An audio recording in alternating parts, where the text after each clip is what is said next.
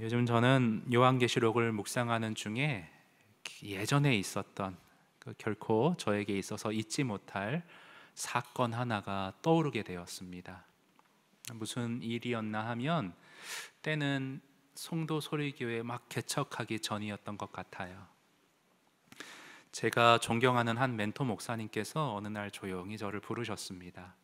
그래서 저를 위해서 개척 전에 뭔가 해주실 말씀이 있는 것 같았습니다. 근데 그 목사님께서 성경 시편 23편 4절 말씀을 이렇게 펴서 읽어주셨어요. 화면에서 좀 보시면요, 내가 사망의 음침한 골짜기로 다닐지라도 해를 두려워하지 않을 것은 주께서 나와 함께 하심이라. 주의 지팡이와 막대기가 나를 안위하시나이다. 예. 목자께서, 우리의 목자 되신 예수님께서 저와 여러분을 지팡이와 막대기로 평안하게 안전하게 인도하신다, 이끄신다 되어 있습니다. 두 가지예요. 지팡이와 막대기. 목사님께서 설명을 해주시는 거예요. 여기서 지팡이는 목자가 양떼를 쉴만한 물과 푸른 초장으로 잘 이끌고 돌보는 데 사용하는, 이렇게 이끄는 데 사용하는 그러한 도구이고, 막대기는 뭐냐? 일이나 들짐승의 위협으로부터 내쫓는, 양떼를 지키는 어떤 무기와 같은 역할을 하는 것이 막대기이다. 참된 목자라면, 양들을 사랑하여 잘 지키려는 목자라면 두 가지를 다 가지고 있어야 된다. 그런데 박 목사, 내가 볼 때 박삼열 목사는 지팡이는 있는데 막대기가 좀 없는 것 같다고 그 얘기를 하시더라고요. 근데 제가 부정할 수가 없었어요. 성도들을 따뜻하게 하고 좋은 말은 하고 위로는 잘해주는데, 때로는 양들을 위해서 단호하고 냉철하게 또 지적하고 회개를 촉구해야 될 부분도 있을 텐데, 그런 부분이 좀 약한 것 같다고 저에게 고맙게 말씀을 해주셨습니다. 근데 왜 이 사건이 떠올랐느냐? 지난주 사도 요한이요, 힘겨워하는, 고난에 버거워하는 성도들을 향해서 위로하고 격려하기보다는 어떻게 했죠? 강하게 도전하는 메시지를 주셨습니다. 우리 화면에서 1장 9절 말씀 보시면요, 나 요한은 너희 형제요 예수의 환난과 나라와 참음에 동참하는 자라. 성도들이여, 참된 그리스도인이라면 당신들이 이 땅에서 환난을 당하기 마련입니다. 힘드시죠? 그러나 그 가운데서 더욱 하나님 나라의 비전을 위해 애쓰며 살아가셔야 합니다. 그리고 그 과정을 통해 여러분 안에 인내와 오래 참음의 열매를 성숙으로 맺어가십시오. 도전을 주는 메시지를 요한이 고난 가운데 있는 성도들에게 주고 있는 모습입니다. 그래서 제가 지난주에 한번 생각해 보게 되었어요. 그동안 나도 모르게 나의 설교가, 예전에 멘토 목사님이 균형을 잡아주셔서 나름 노력하려고 많이 분투했는데, 어떻게 하다 보니 또 세월이 흘러, 시간이 흘러 한쪽으로 내 설교가 기울어진 게 아닌가. 치유와 회복과 어루만짐에 내가 거기에만 머물러 있었던 것이 아닌가라는 생각을 해보게 되었습니다. 그러면서 생각해 봤어요. 왜 이렇게 좀 기울어지게 되었을까? 성도 소리교회를 개척하고 우리 성도님들을 신방해 보니까 여러 가지 전에 신앙의 여정 가운데 상처받은 분들, 지쳐있는 분들, 회복이 필요한 분들이 너무 많은 것을 제가 겪게 되었거든요. 그래서 일단은 막 회개를 촉구하거나 책망하거나 지적하는 어떤 설교의 메시지보다도 회복과 치유의 어루만짐에 중점을 두게 되었던 것 같습니다.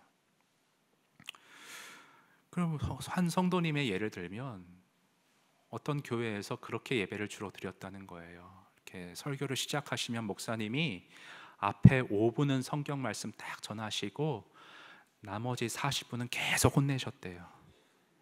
매주마다. 뭘 그렇게 혼낼 게 많냐. 똑같대요. 왜 수요 기도에 안 나오냐, 새벽 예배 왜 안 나오냐, 봉사하지 않을 거면 신앙생활 하지 마라, 뭐 이런 거 등등등. 그래서 제가 그런 분들을 잘 회복시키려고 이렇게 메시지를 준비하다가 다시 성경 그대로 목사는 전해야 되니까 균형을 잡아야겠구나 지난주에 생각하게 되었고, 또 오늘 요한계시록 2장을 또 공부하다 보니 요한이 또다시 그 균형을 저에게 보여주고 있는 것을 발견하게 되었습니다. 여러분, 눈으로요, 요한계시록 2장의 2절 3절을 눈으로 한번 쭉 보세요. 예수님이 지금 요한을 통해서 해주시는 말씀인데요, 2절 3절은 긍정적입니다.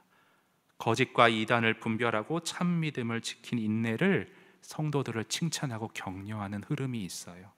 근데 4절에 보십시오. 그렇게 칭찬을 쭉 잘하다가 4절, 그러나 너를 책망할 것이 있으니. 어떤 균형이 보이세요?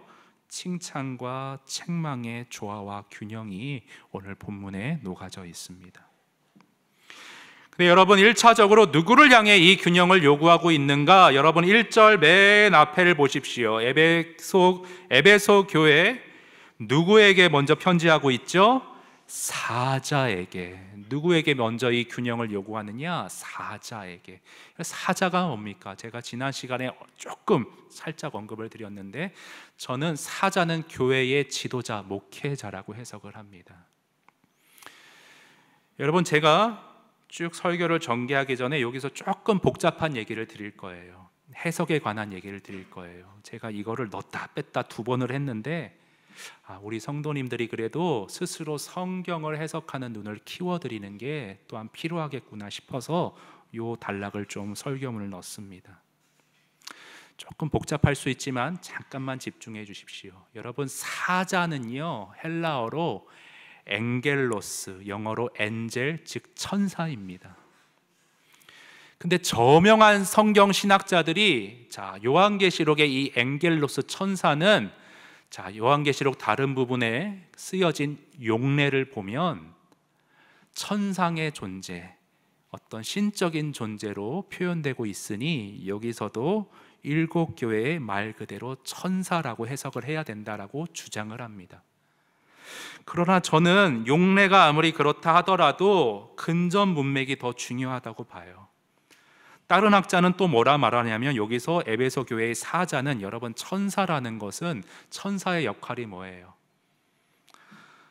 우리가 지금 창세기를 큐티하고 있는데, 이제 창세기 12장 이하에 가보면 아브라함에게, 하갈에게, 소돔과 고모라 심판전 롯에게 사람의 몸을 입고 이 땅에 오셔서 천사로 오셔서 하나님의 메시지를 전달하는 역할, 전령자의 역할이 천사의 역할이었어요. 교회에 이 요한계시록 편지를 받아들고 전해야 될 사람은 누구예요? 목회자예요, 여러분.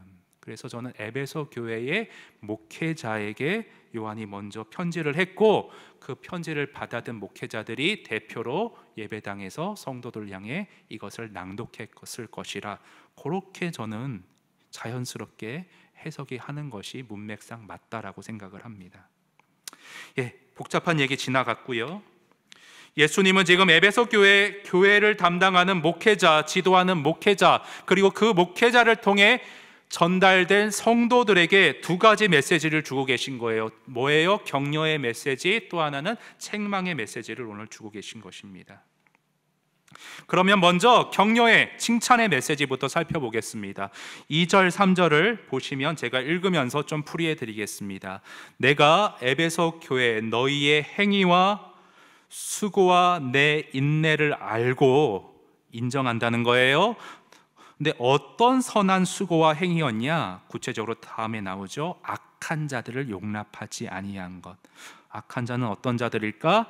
자칭 사도라, 예수님의 수제자라 칭하며 거짓된 것을 가르친 자들을 용납하지 않았던, 이단을 분별했던 것을 잘 칭찬하고 있습니다. 그리고 3절 보시면, 네가 그 거짓된 달콤한 가르침에 넘어가지 않고 복음의 길, 십자가의 길이 좁고 험하지만 참고 나 예수의 이름을 위하여 견디고 게으르지 않고 분투하며 살아왔던 것을 내가 알고 칭찬한다라고 지금 말을 하고 있습니다. 여러분, 사도 요한은요, 성경 다른 곳에서도 이 이단적인 가르침을 잘 분별해야 된다, 이것을 강조하고 있는 것을 볼 수 있어요. 우리 요한일서 4장 1절 말씀 화면에서 같이 한번 읽어보겠습니다. 시작. 사랑하는 자들아, 영을 다 믿지 말고 오직 영들이 하나님께 속하였나 분별하라. 많은 거짓 선지자가 세상에 나왔습니다. 분별하라, 거짓 가르침을 다른 곳에서도 요한이 동일한 기조로 말을 하고 있습니다. 여러분, 왜 이단들이 이 땅에서 사그러지지 않고 저렇게 창궐하고 기세등등하느냐? 왠지 아세요? 따라가는 사람이 있기 때문이에요. 세력이 없으면 저렇게 기세등등하지 못할 것입니다. 근데 의외로 사람들이 지성이 높아지고 학력이 높아졌어도 쉽게 거짓에 선동당하는 것을, 그런 습성과 재성이, 연약함이 있는 것을 저는 좀 보게 되어집니다. 여러분, 그런 경우 있죠. 누군가 어떤 사람에 대해 나쁜 말을 합니다. 그러면 사실관계를 확인해 봐야 될 텐데, 그러지 않고 그래? 정말 그 사람을 그런 식으로 보면, 색안경을 끼면 그렇게 또 보이는 거예요. 그렇게 쉽게 그냥 휩쓸려 갑니다. 여러분, 제가 어떤 다른 교회 얘기인데요, 어떤 목사님이 해주신 얘기예요. 어떤 성도님이 7년 동안 교회 봉사를 그렇게 열심히 하셨대요. 그런데 어느 시점에 이제 원로 목사님이 은퇴하시고 새로운 목사님이 오시는 그 시점에 갑자기 이 사람이 변하더라는 거예요. 근데 참 다행인 거는, 이렇게 돌변한 성도가 그거는 이단의 어떤 건물에, 모임에 들어가는 것을 누군가 목격해서 그분의 어떤 정체를 알게 되었는데, 근데 놀라운 건 뭔지 아세요? 7년 동안 같이 너무 정이 붙었기 때문에 그 사람이 이단인 걸 알고도 그 말에 휩쓸려 가는 어떤 그러한 성향을 보였다라는 얘기를 제가 전해 들은 적이 있습니다. 사람은 그래요. 잘 분별하고 이성적으로 잘 판단하기보다는 마음이 끌리는 대로, 정이 가는 대로, 휩쓸리는 대로 쉽게 흐르기가 쉬운 것이 우리의 연약함인 것 같습니다. 여러분, 오늘 본문의 상황도 보세요. 거기 악한 자들, 거짓 가르침, 이 정체가 뭐냐? 6절에 나와 있습니다. 리골라당이라는 게 나와 있습니다. 리골라당. 리골라당은 뭔가? 리골라당, 여러분 한번 화면 보시겠어요? 리골라당이 뭔지. 우리 화면 보시면요, 안디옥의 리골라를 추종하는 무리들이었는데, 리골라는 어떤 가르침을 전하였냐? 자, 복음 안에서 주어진 그리스도인의 자유를 남용하고 악용하여서 마음대로 살아가라는 거예요. 예수님이 다 용서해 주실 테니까 굳이 하나님의 뜻대로, 계명대로 살려고 노력하지 말고 네 마음껏 즐기라는 거예요. 다 품어주신다는 거예요. 그래서 그들은 아무 죄책감 없이 음행을 자행하는 등의 육체적 방종에 마음껏 탐닉했다라고 나와 있습니다. 근데 평소에 여러 사도들로부터 복음을 들었겠죠, 에베소 교회 성도들이. 그런데 리골라 당의 사람들이 쓱 와가지고 마음껏 즐겨, 그렇게 갑갑하게 살 것 없어, 그렇지 않아도 스트레스 많은 세상인데 네 마음껏 살아가. 쏠깃한 거예요. 매력적인 거예요. 근데 사도 요한이란 사람은 뭐라고 그래요? 하나님 나라 가치를 위해 고난 받으세요, 참으세요, 인내하세요. 마음에 당장 와닿거나 땡기질 않는 겁니다. 그래서 진리가 뭔지는 아나 마음 가는 대로 쉽사리 휩쓸려서 선동된 사람들이 그 당시에 있었던 것 같은데, 에베소 교회 성도들은 그러지 않았다는 거예요. 어렵고 힘든 십자가의 길을 참고 견디며 진리 안에서 깨어 분별하며 믿음을 지키고 살아갔다라고 이 부분을 사도 요한이 칭찬하고 있습니다. 자, 여기까지는 분위기가 좋은데요, 4절은 아까 앞서 말씀드렸듯이 이제 아쉬운 부분, 책망할 부분을 말하고 있습니다. 여러분 4절 한번 같이 읽어볼까요? 시작. 그러나 너를 책망할 것이 있나니 너의 처음 사랑을 버렸느니라. 그 처음 사랑이 뭐냐? 처음 사랑. 여기 주석을 조금 참고할 필요가 있어요. 성경 전체를 잘 연구한 사람들이 정리를 해놨는데 화면 보시겠습니다. 처음 사랑을 버렸다는 것은 하나님에 대한 사랑과 동료 신자들의 사랑을 둘 다 버렸음을 의미한다. 하나님 사랑과 이웃 사랑은 서로 분리될 수 없다. 에베소 교회는 끝까지 인내로서 믿음을 지키고 참된 신앙을 지켰지만 그 구성원들 가운데 냉담함이 생겨나서 굳어져 버렸다. 그들은 처음 뜨거운 열심을, 그리고 처음 주님과 서로에 대한 따뜻한 사랑을 회복해야만 했다. 처음엔 그렇지 않았던 것 같은데 시간이 갈수록 이들 사이에 냉담함이 생겨났다라고 되어 있습니다. 여러분, 왜 교회 안에, 예배소 교회 안에 왜 냉담함이 생겨났을까? 왜 냉담함이 생겨났을까? 5절이 어느 정도 힌트를 주고 있어요. 5절의 말씀이 그 말씀이에요. 힌트를 주는 게 아니라 죄송합니다. 어디서 떨어졌는지, 지금 제가 왜 냉담함이 생겨났는지 질문 드렸죠? 5절이 그걸 똑같이 묻고 있어요. 네가 어디서 떨어졌는지, 어디서 사랑이 져버렸는지, 냉담함이 피어났는지를 생각해 보라고 말하고 있습니다. 어디서 냉담함이 생겨났을까? 근데 답은 안 주고 있어요. 답은 안 주고 있어요. 그래서 저는 다른 책에서 좀 통찰을 구했습니다. 어떻게 우리 그리스도인들 안에 냉담함이 생겨날 수 있는가? 여러분 한번 글을 보시겠습니다. 저는 모태 기독교인으로서 지금까지 해온 행동 중에 가장 후회하는 것이 믿음이라는 이름으로 타인을 정죄하려 들었던 일들입니다. 돌이켜보면 특별히 잘못한 것도 아니었는데 말입니다. 하나님은 의의 하나님이자 사랑의 하나님인데 사랑은 잊어버리고 의만 붙잡은 결과입니다. 의를 추구하되 사랑을 더해야 진정한 크리스천으로 사는 것인데 불균형한 삶을 살았던 것입니다. 이게 꼭 근데 종교만의 문제일까요? 우리는 어릴 적부터 원칙, 규율, 제도를 존중하라는 가르침을 늘상 받아왔습니다. 물론 이런 것들 잘 지켜야 마땅합니다. 그런데 이런 것을 지나치게 강조하다 보면 사소한 잘못도 관대하게 넘기지 못하고 지적하고 비난하게 자기도 모르게 그렇게 되어질 가능성이 있습니다. 다시 한번 여러분 질문 드릴게요. 에베소 교회 안에 왜 냉담함이 생겨났을까요?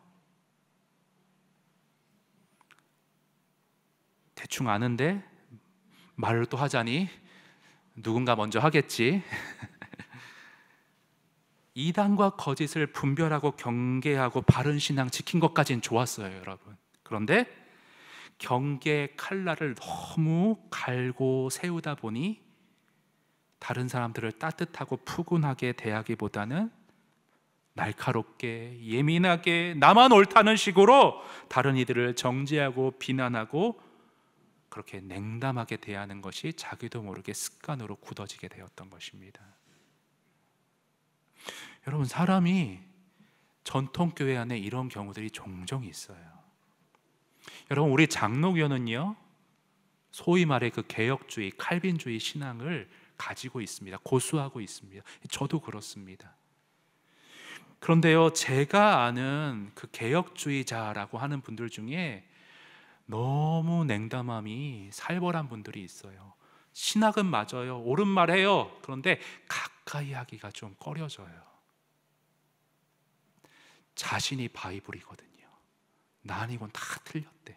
그런 분위기예요.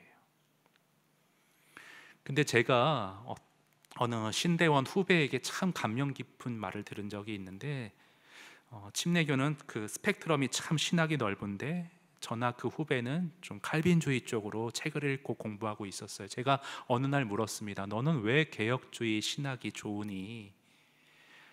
선배님, 이 세상에 완벽한 신학은 없겠지만 그렇지만 개혁주의는요, 제가 좀 공부해 보니 하나님의 영광을 드높이고요, 우리 사람을 겸손하게 만드는 신학인 것 같아요. 그렇게 대답을 했어요.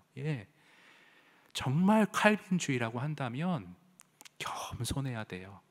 나 같은 죄인 살리신 주 은혜 놀라와 늘 그 은혜에 낮고 겸손한 감사의 마음으로 살아가는 것이 진정 개혁주의자라고 저는 생각합니다.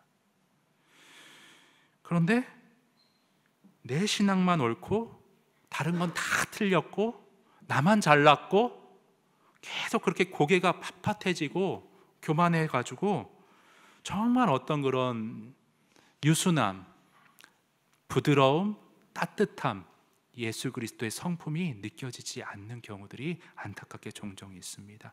이 균형을 잡아야 돼요.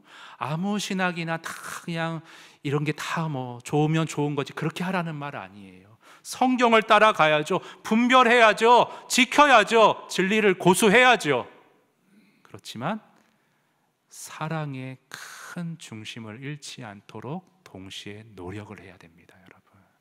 이 함정에 빠져서는 안 돼요. 그래서 이찬수 목사님께서 하신 설교 중에 아주 잘 알려진 유명한 제목의 설교 제목 하나가 있습니다. 한번 화면 띄워주시겠어요? 들어보셨나요? 덜 논리적이고 더 사랑하라. 오해하지 마세요. 이 말은 대충 좋은 게 좋은 거다 이런 식으로 타협하고 적당히 넘어가라는 말 아니에요. 철저히 진리를 지켜야 돼요. 수호해야 돼요. 그러나 여러분 6절도 보세요. 오늘 사도 요한도 뭐라고 그래? 니골라 당의 행위를 너희가 미워하는도다. 너희에게 지금 근데 미움만 남아있다. 근데 나도 그들을 미워한다. 경계한다는 말이에요. 예, 경계해야 됩니다. 조심해야 됩니다. 그런데 성경은 또 뭐라고 그래요? 골로새서 3장 말씀 보면 모든 것 위에 띄워주시겠어요? 네, 모든 것 위에 사랑을 더하라. 모든 것 위에 사랑을 더하라. 예, 조반서 목사님 설교에 너무 은혜 받지 마시고 자막을 좀 띄워주시면 감사하겠습니다. 모든 것 위에 사랑을 더하라. 분별해야 돼요. 리골라당 좋아하고 포용해라 이런 말 아니에요. 미워합니다, 거짓을. 그러나 모든 것 위에 사랑을 더해야 합니다. 실제로 제가 곁에서 이찬수 목사님 뵈면요, 정말 이해하기 어려운 상황이거든요. 정말 품을 수 없는 사람이거든요. 경우이거든요. 그런데요, 그 사람을 위해 실제로 기도해 주세요. 이렇게 말씀하세요. 어떻게 그럴 수 있습니까? 가까이서 질문해 봤는데 그냥 사실 이해할 수가 없다는 거예요. 그러나 나중에 주님 앞에 가면 또 언젠가 시간이 흐르면 이해할 수 있겠지만 지금은 내가 모르는 사정이 있겠지. 깊게 생각 안 하신다는 거예요. 덜 논리적으로 다가간다는 거예요. 선은 이렇고 후는 이렇고 뭐 이렇게 확 따지지 않아요. 그러면 내 안에 사랑이 잃어가는 걸 아시니까 덜 논리적이고 사랑한다는 그 설교의 실천을 그대로 보여주고 계셨습니다. 그래서 저도 원래 오늘 설교 제목을 금요일 날인가 주보에 덜 논리적이고 사랑하라, 더 사랑하라 이렇게 적었다가 그냥 제가 그 좋은 설교에 누를 끼칠까봐 푹푹 지우고 좀 세련되진 않지만 그냥 투박하게 진리 수어와 사랑으로 제가 오늘 한번 적어봤습니다. 여러분 중요한 건요, 저는 오늘 이 부분과 관련해서 오늘 여러분에게 어떤 막대기와 지팡이라고 그랬으니까요, 균형을 위해 단호하게 회개를 한번 촉구하기를 원합니다. 여러분 오늘 5절에 반복되는 단어가 뭐예요? 여러분 회개입니다. 회개가 2번 나와요. 회개하라고.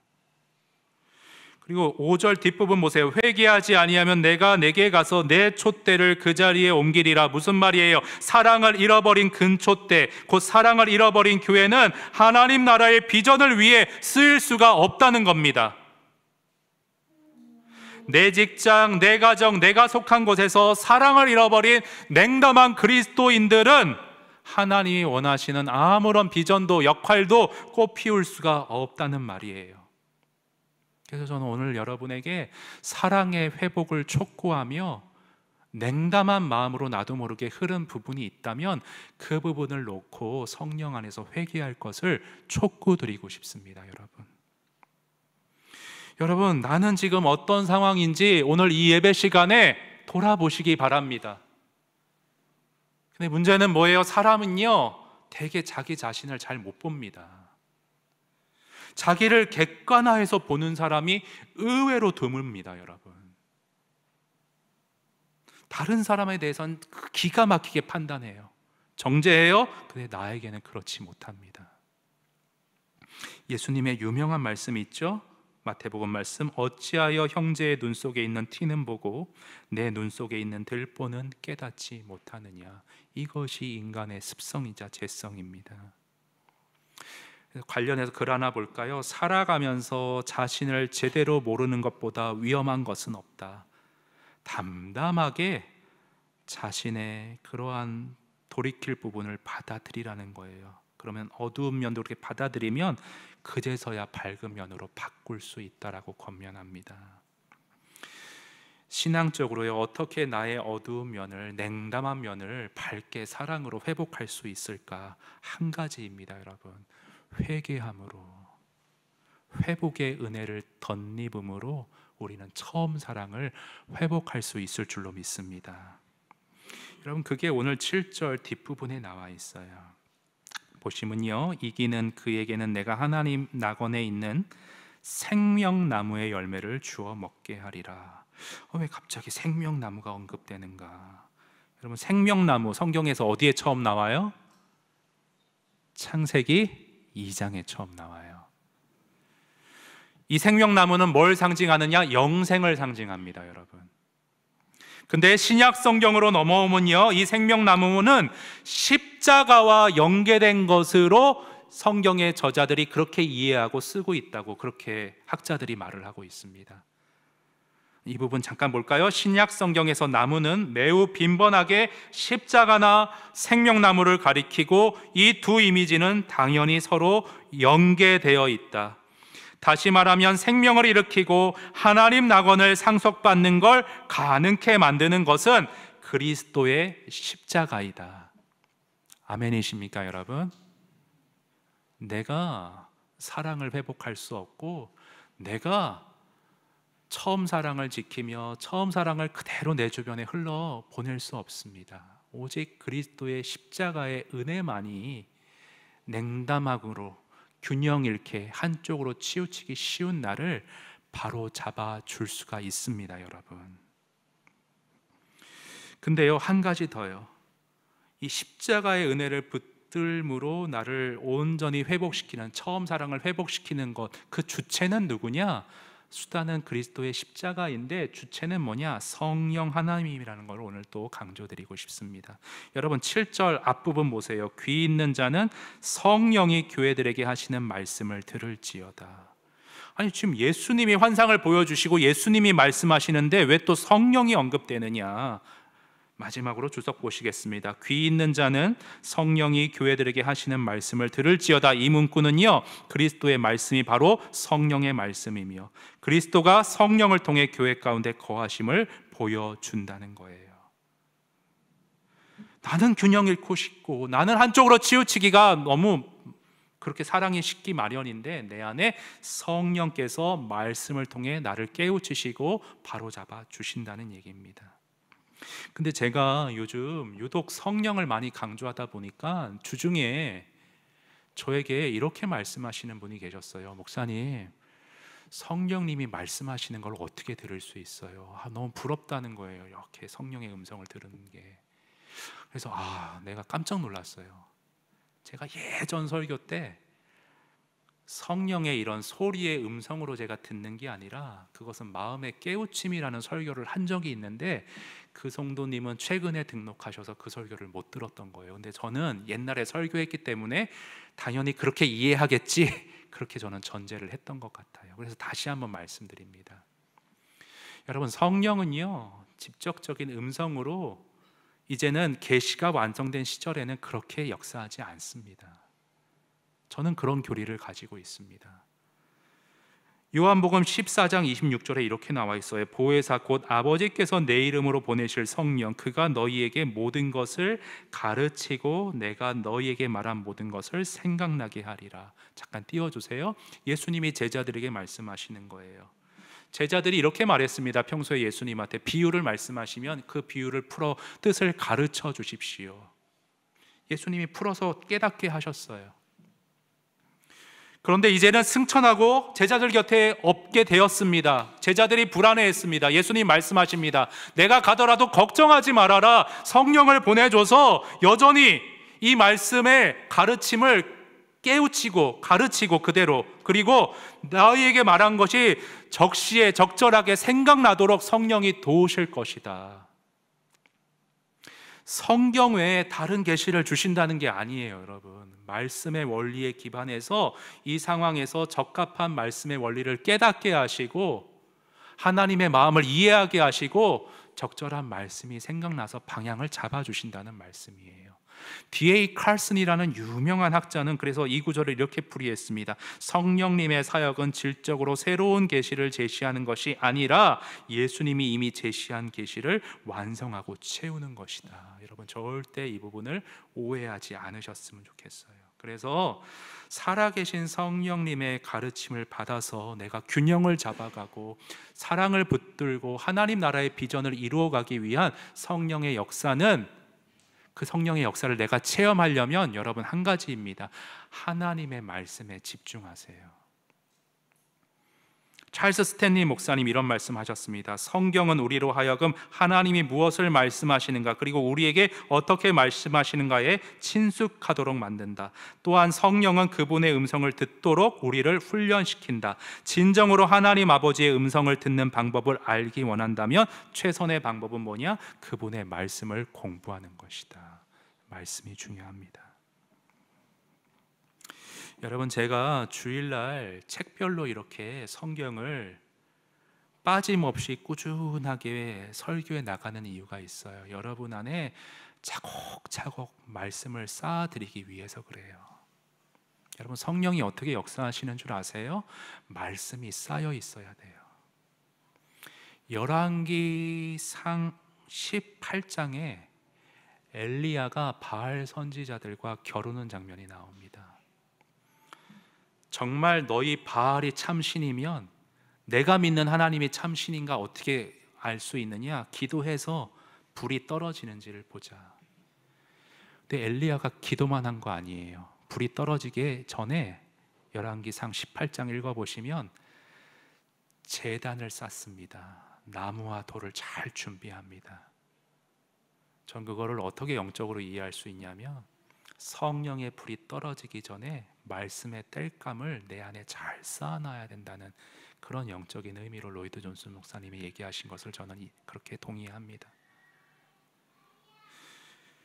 저는 한 가지 바라고 있어요. 우리 성도 소리교회 우리 성도님들이 다른 건 몰라도 주일날 또 제자훈련을 통해 말씀이 차곡차곡 말씀의 땔감이 제단으로 잘 쌓여져서 성령의 불이 일상 가운데 떨어지기를 저는 기도하고 있습니다. 여러분, 오늘 말씀의 제단 가운데 성령께서 여러분 안에 모습을 보여주시기 원해요. 내 안에 사랑이 식어 있지는 않은가?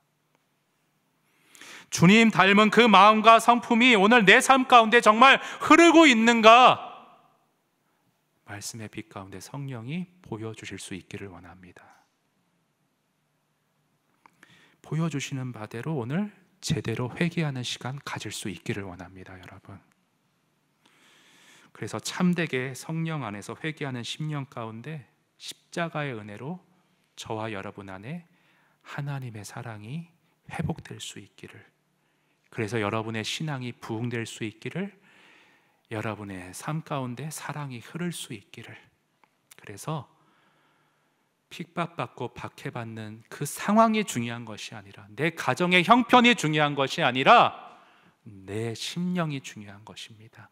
내가 균형을 잃지 않고 냉담함을 버리고 분별하되 사랑의 중심을 성령 안에서 불지필 수 있다면, 사랑하는 여러분, 오늘 여러분의 속한 곳에서 하나님 나라의 아름다운 비전이 이루어질 것입니다. 여러분의 힘으로 안 됩니다. 박삼열 목사 할 수 없습니다. 말씀으로 역사하시는 성령이 우리 안에 그 일을 가능케 할 줄로 믿습니다. 여러분, 이 시간 성령 안에서 함께 기도했으면 좋겠습니다. 여러분, 우리는 우리 자신을 잘 보지 못합니다. 남은 비판하고 쉽게 정죄하지만 정작 나의 들보는 보지 못하는 것이 우리의 연약함입니다. 성령을 구하십시오. 성령님, 제 자신을 바로 볼 수 있도록 도와주시옵소서. 멀리 갈 것 없이 이번 한 주 동안 내 남편에게, 아내에게 정말 사랑으로 대했는지 그 순간이 생각날 수 있도록 도와주시옵소서. 내 자녀에게 얼마나 주의 마음으로 대했는지, 내 욕심으로 대하진 않았는지 주님 생각나게 하여 주시옵소서. 주님, 직장에서 저 사람이 잘못한 거 맞습니다. 분별해야 합니다. 그러나 잘못은 분별하고 바로 잡아야 하나 주의 사랑의 마음을 잃어버린 채 그저 손가락질하고 미워하지만은 않았는지 성령님 생각나게 하여 주시옵소서. 주님, 회개하게 하여 주시옵소서. 저는 회복할 수 없지만 성령 안에서 회개로 나아갈 때에 다시금 내 안에 사랑의 균형, 사랑의 마음을 회복시켜 주실 줄로 믿습니다. 하나님, 주님의 은혜로 내가 속한 곳에서 주의 사랑 흘려보낼 수 있기를 원합니다. 따지거나 더 정죄하거나 더 비판하거나 논리적으로 들어가는 것이 아니라 더욱 사랑하기에 힘쓰는 나의 일상의 노력 될 수 있도록 주님 인도하여 주시옵소서. 우리 이 기도 제목 가지고 주님 앞에 나아가서 은혜를 구하며 회개로 사랑을 구하며 나아가겠습니다. 기도하겠습니다. 오 하나님 아버지,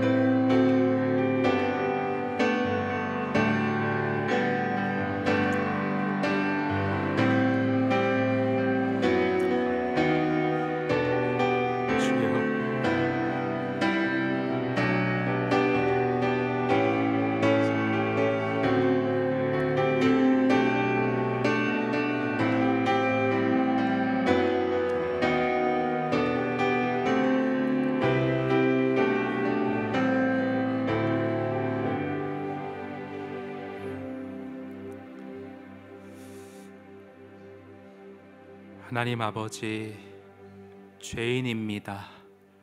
주님의 긍휼하심이 오늘 하루도 절실히 필요한 연약한 죄인입니다.